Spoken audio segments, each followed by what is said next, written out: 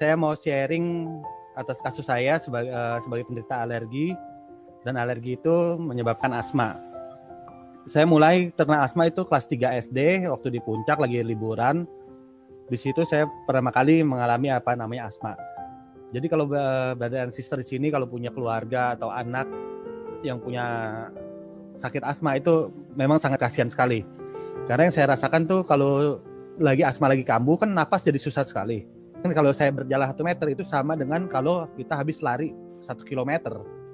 Itu perbandingan nafas yang digunakan untuk berjalan 1 meter kalau waktu lagi terkena sama asma. Itu asma itu sangat menyengsarakan banget.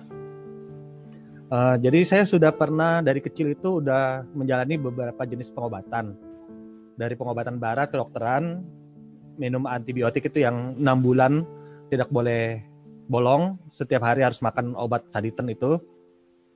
Lalu juga pernah akupuntur, selama setahun lebih itu akupuntur, ditusuk puluhan jarum di punggung, di dada, di leher. Itu ada puluhan jarum, juga sama aja nggak menghilangkan asma dan nggak menghilangkan alergi itu. Juga pernah ikut Sinse, minum obat godok itu berapa bulan, harus sampai habis itu 1 paket. Paketnya gede, itu nggak enak banget deh rasanya tuh, udah pahit, bau, macem-macem. Jangan sampai dah ngerasain hal-hal seperti itu gitu. Tapi itu hal-hal kayak gitu nggak bisa menghilangkan asma saya dan nggak bisa menghilangkan alergi. Jadi asma saya itu terjadinya itu karena ada 3 alergen ya. 3 alergen. Yang pertama itu efek yang paling kencang itu tungau. Tungau itu debu rumah. Debu rumah itu sebenarnya bukan debu mati, tapi dia itu makhluk hidup. Jadi kalau saya terhirup debu rumah, itu bikin tenggorokan saya di sini nih menyempit. Begitu tenggorokan menyempit itu napas jadi susah sekali. Jadi hampir nggak bisa napas gitu. Itu debu rumah. Juga alergi udara dingin. Udara dingin juga bisa menyebabkan tenggorokan saya menyempit. Lalu ada lagi alkohol. Ya, tapi memang karena saya jadi emang nggak pernah minum alkohol karena emang alergi juga. Tapi itu alkohol gampang dihindari. Yang susah dihindari itu adalah debu dan udara dingin. Karena kalau kita tidur nggak pakai AC kan rasanya malah nggak bisa tidur juga sama.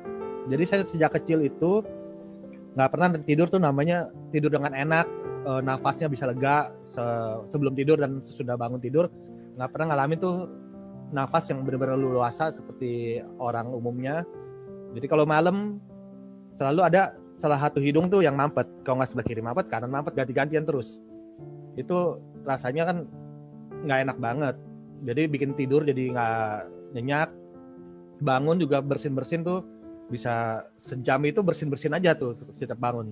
Jadi itu terjadi hampir setiap hari dari kecil. Nah, tapi ada metode yang bisa menghilangkan. Kalau metode olahraga itu saya selama SMP dan SMA saya ikut renang. Tapi namanya renang itu nggak bisa cuma berendam-berendam, main-main air, itu namanya bukan berenang. Yang berenang yang saya maksud itu sekali berenang itu minimal 3 km. Dan seminggu lu harus 2 kali. Nah, selama SMP dan SMA saya kan ikut klub renang. Selama ikut klub renang itu memang hilang itu alergi dan asma itu hilang. Jadi waktu masuk kuliah saya sambil bekerja. Nah, mulai sulit mencari waktu untuk renang.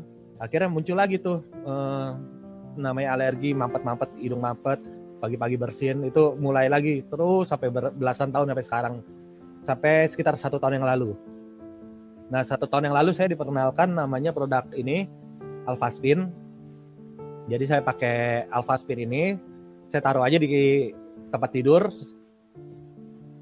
Jadi selama setahun terakhir ini, setelah saya menggunakan Alphaspin ini nggak pernah lagi terjadi namanya alergi, hidung mampet-mampet, paginya bersin-bersin, terus apalagi sampai asma.